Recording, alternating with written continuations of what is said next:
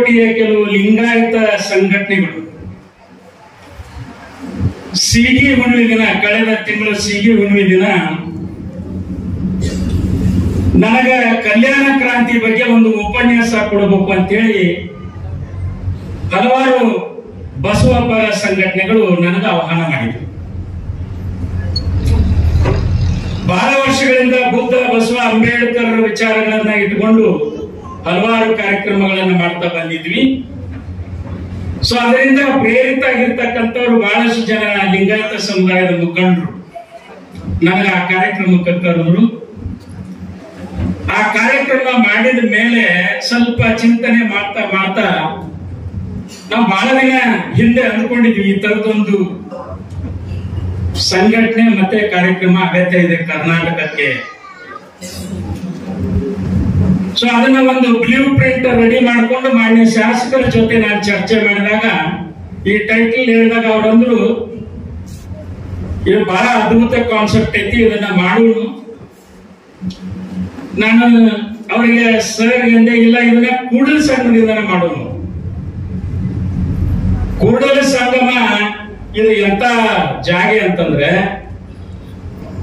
ಲಿಂಗಾಯತರು ಈ ಕೂಡಲ ಸಂಗಮ ಊರಿಗೆ ಬರ್ತಿದ್ದಂಗನ ಇಲ್ಲಿ ನೆಲನ ಮುಟ್ಟಿ ಹನಿ ಕಚ್ಕೋತಾರೆ. ಈ ಕೃಷ್ಣಾ ನದಿ ಐತಲ್ಲ, ಈ ಕೃಷ್ಣಾ ನದಿ ಮತ್ತೆ ಈ ಕಡೆ ಮಲಪ್ರಭಾ ನದಿ ಎರಡೂ ಕೂಡಿರ್ತಕ್ಕಂಥ ಜಾಗೆ.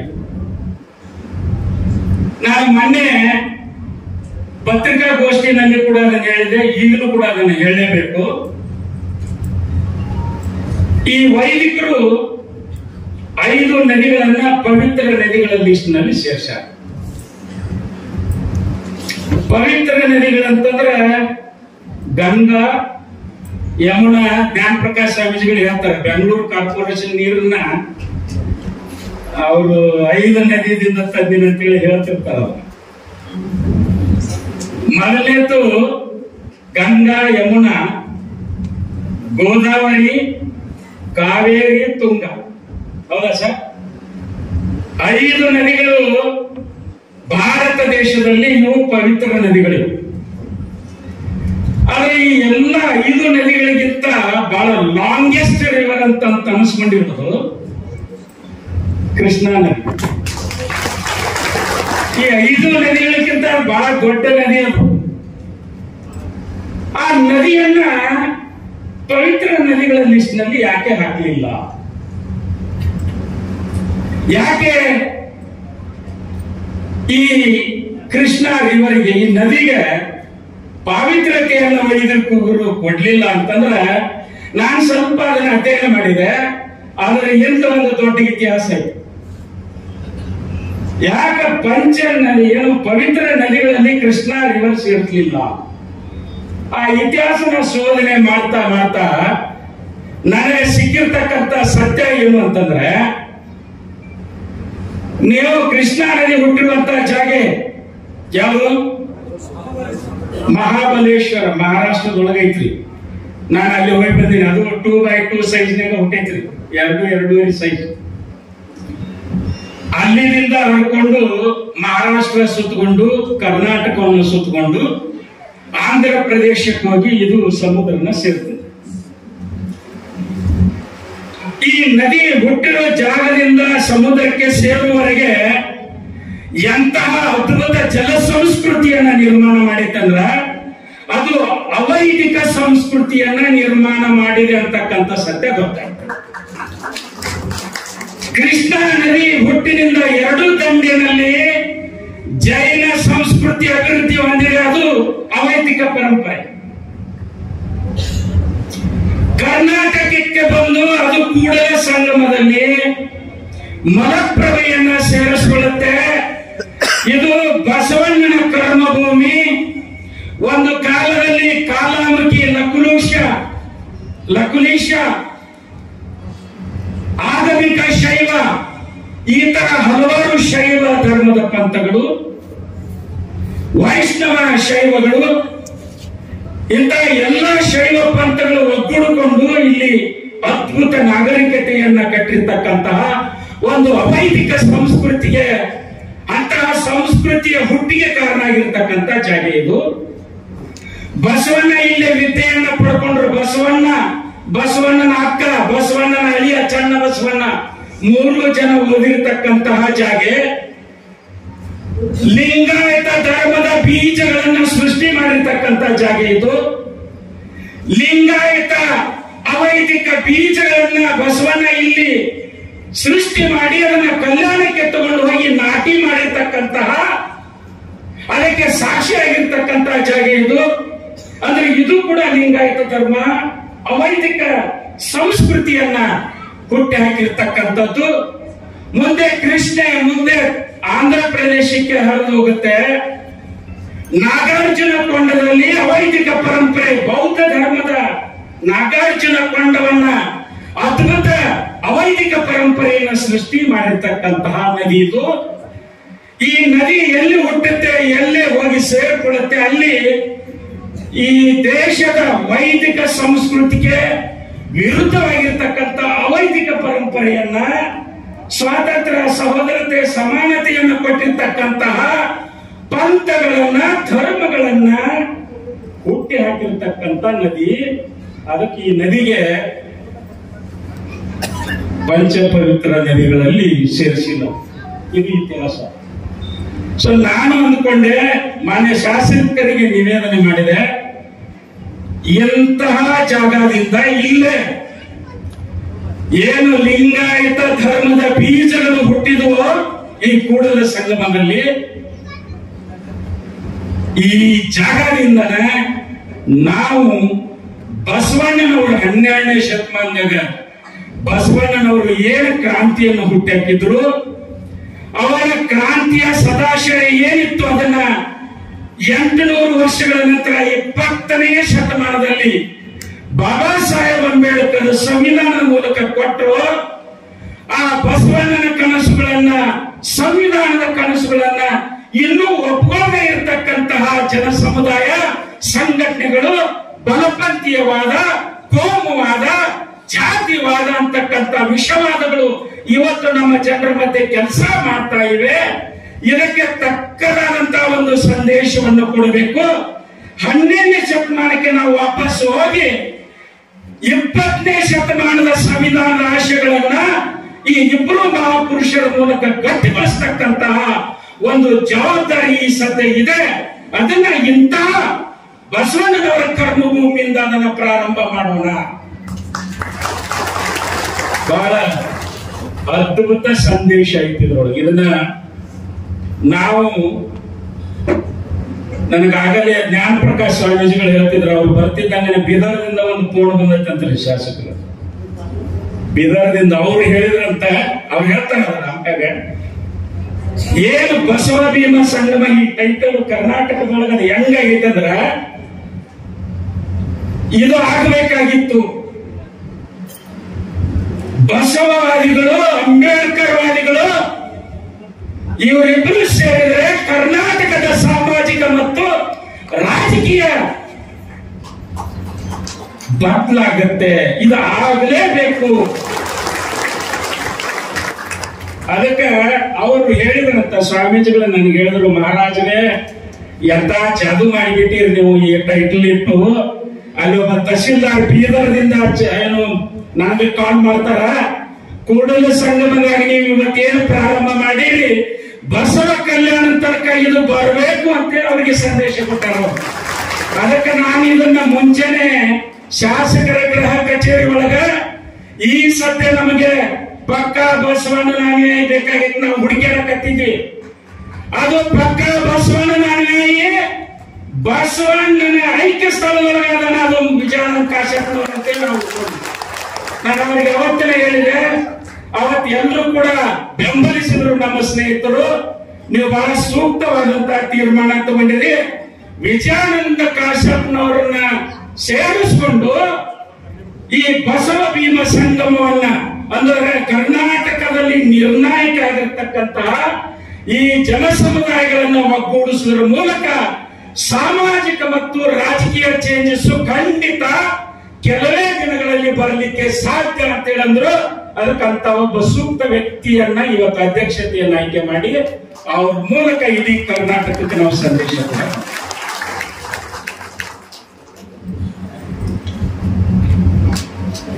ಅದಕ್ಕೆ ಇದನ್ನ ನಾನು ಮೈಸೂರಿನ ಜ್ಞಾನ ಪ್ರಕಾಶ್ ಸ್ವಾಮೀಜಿಗಳಿಗೂ ಹೇಳಿದೆ. ಮತ್ತ ಅವರು ಅದಕ್ಕೆ ಕಮಿಟ್ ಆಗ್ಯಾರ. ಈ ಟೈಟಲ್ ಕೇಳಿ ಅವ್ರು ಹೇಳಿದ್ರೆ ಈ ಟೈಟಲ್ ಹೇಳಿದ್ರಿಂದ ಅವ್ರಿಗೆ ನಿನ್ನೆ ಇವತ್ತು ಬರಕ್ ಸಾಧ್ಯ ಆಗಿಲ್ಲ ಅಂದ್ರೆ ಅವ್ರಿಗೆ ದಿಗ್ಬಂಧನ ಹಾಕಿದ್ದಾರೆ ಅಲ್ಲಿ ಕಾರ್ಯಕ್ರಮಕ್ಕೆ. ಅದಕ್ಕೆ ನಾನು ವಿನಂತಿ ಮಾಡ್ಕೊತೀನಿ, ಇಲ್ಲಿರ್ತಕ್ಕಂತಹ ಸ್ವಾಮೀಜಿಗಳು, ಮಾನ್ಯ ಗೋಪಿನಾಥ್ ಸಾಹೇಬರು, ನಾವೆಲ್ಲರೂ ಸೇರ್ಕೊಂಡು ಇದನ್ನ ನಮ್ಮ ವಿಜಯಾನಂದ ಕಾಶ್ಯಪ್ನವರ ಸಾಹೇಬರ ನೇತೃತ್ವದೊಳಗ ಇಡೀ ರಾಜ್ಯ ತುಂಬ ತಗೊಂಡು ಹೋಗ್ತಕ್ಕಂತ ಒಂದು ಪ್ರತಿಜ್ಞೆಯನ್ನ ಇವತ್ತಿದನ್ನ ನಾವು ಮಾಡಕತ್ತೀವಿ. ಬಂಧುಗಳೇ, ಯಾಕೆ ಇದು ಅವಶ್ಯಕತೆ ಅಂತಂದ್ರೆ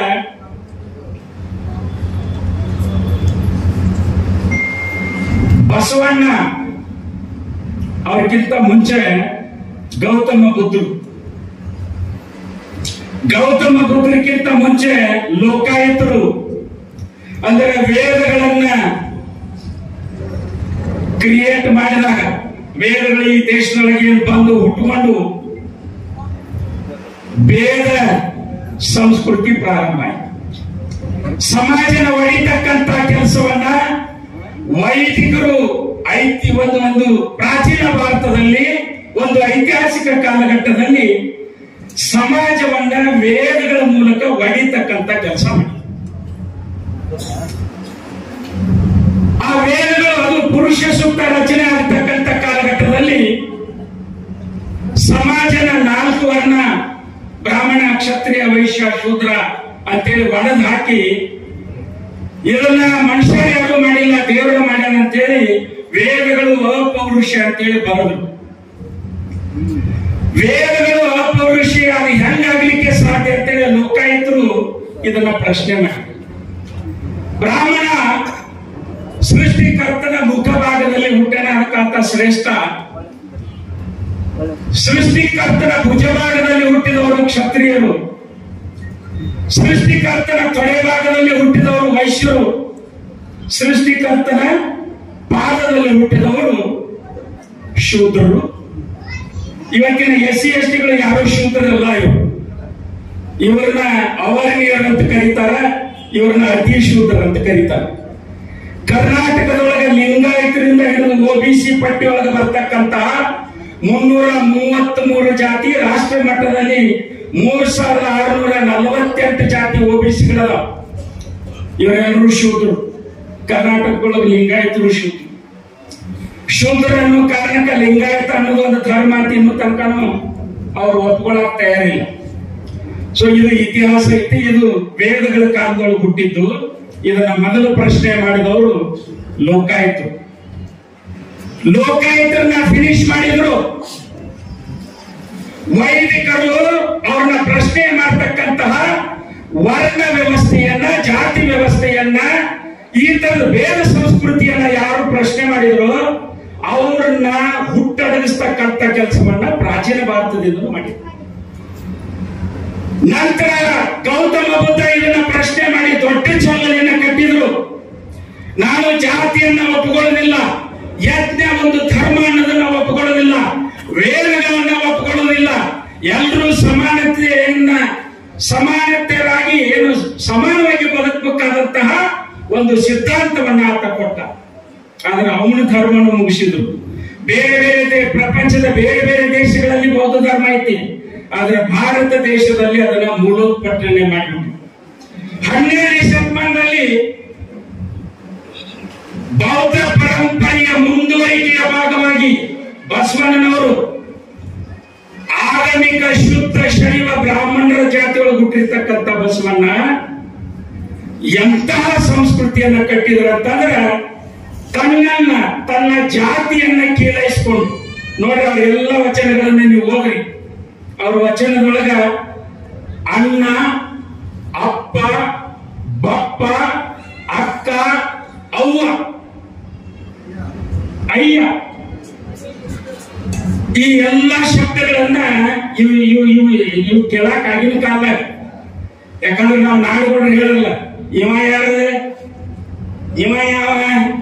ಇವ ಯಾವ ಅಂತ ಕೇಳುವಂತ ಕಾಲಘಟ್ಟದೊಳಗ ಇವನಾರವ ಅಂದ್ರೆ ಇವ ಯಾರ ಪೈಕಿ, ಇವ ಯಾರ ಪೈಕಿ ಅಂತ ಕೇಳುವಂತ ಕಾಲಘಟ್ಟದೊಳಗ ಇವ ನಮ್ಮಣ್ಣ, ಇವ ನಮ್ಮ ತಮ್ಮ, ಈಕಿ ನಮ್ಮವ್ವ, ಈಕಿ ನಮ್ಮ ಅಕ್ಕ, ನನಗಿಂತ ಸಣ್ಣವ್ರು ಯಾರು ಇಲ್ಲ, ನನಗಿಂತ ದೊಡ್ಡವ್ರು ಎಲ್ಲಾರು ಅಂತೇಳಿ, ನನಗಿಂತ ಸಣ್ಣ ಎಲ್ಲರಿಗಿಂತ ಸಣ್ಣ ಅಂತ ಹೇಳಿದ ಬಸವಣ್ಣ. ನನಗಿಂತ ಕಿರಿಯರಿಲ್ಲ, ಆದ್ರೆ ನಾನೇ ಎಲ್ಲರಿಗಿಂತ ಸಣ್ಣ, ನಾನೇ ಎಲ್ಲರಿಗಿಂತ ಸಣ್ಣವ. ಈ ಕಲ್ಚರ್ ಏನೈತಲ್ಲ, ಈ ಕಲ್ಚರ್ 12ನೇ ಶತಮಾನದಾಗ ಇದು ಬಂಧುತ್ವವನ್ನು ಬೆಳೆಸಿರ್ತಕ್ಕಂಥ ಕಲ್ಚರ್. ಅವನಾರವ ಅಂತ ಹಂಗೆ ಹೇಳೋದು ಬೇಡ. ಇವ ನಮ್ಮ ಅಣ್ಣ, ಈಕೆ ನಮ್ಮವ್ವ, ಈಕೆ ನಮ್ಮ ಅಕ್ಕ, ಈ ತರ ಎಲ್ಲಾ ಜಾತಿಗಳನ್ನು ಒಳಗೊಂಡು ಬಸವಣ್ಣ ಏನು ಲಿಂಗಾಯತ ಧರ್ಮವನ್ನು ಕಟ್ಟಿದ 770 ಜಾತಿಗಳ ಮುಖಂಡರುಗಳನ್ನ ಅನುಭವ ಮಂಟಪದೊಳಗೆ ತಗೊಂಡು ಬಂದು ಕುಂದಿರಿಸಿ ಒಂದು ಸಾಮೂಹಿಕ ನಾಯಕತ್ವದಲ್ಲಿ ನೋಡ್ರಿ, ಈ ತಬಲಾ ಬಡಿಯುವಂತ ಜಾತಿ ಯಾರು ಅಂದ್ರೆ ಶೂನ್ಯ ಪೀಠದ ಅಧ್ಯಕ್ಷ ಅಲ್ಲಮ್ಮ ಪ್ರಭುಗಳು ತಬಲಾ ಬಡಿ ಜಾತಿ ಒಂದು ದೇವಸ್ಥಾನದೊಳಗ ಇದು ಜಾತಿ ಹೆಂಗಾಗೈತೆ ಅಂದ್ರೆ ತಬಲಾ ಬಡಿಯತ್ ಒಂದು ಜಾತಿ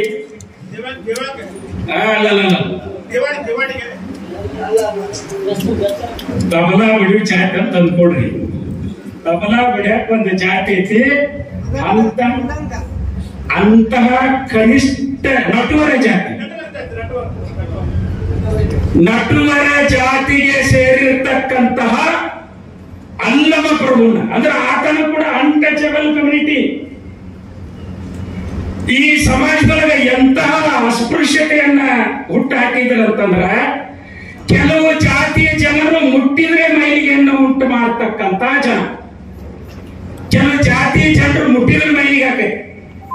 ಇನ್ನು ಕೆಲವು ಜಾತಿ ಜನ ಕಣ್ಣಿಂದ ನೋಡಿದ್ರೆ ಮೈಲಿಗೆ ಆಗುತ್ತೆ. ಅವ್ರನ್ನ ಅನ್ಸೇಬಲ್ಸ್ ಅಂತ ಕರೀತಾರ. ಅವ್ರನ್ನ ಅನ್ಸೇಬಲ್ಸ್, ದೃಶ್ಯ ಏನಂತಾರ ಅವ್ರಿಗೆ,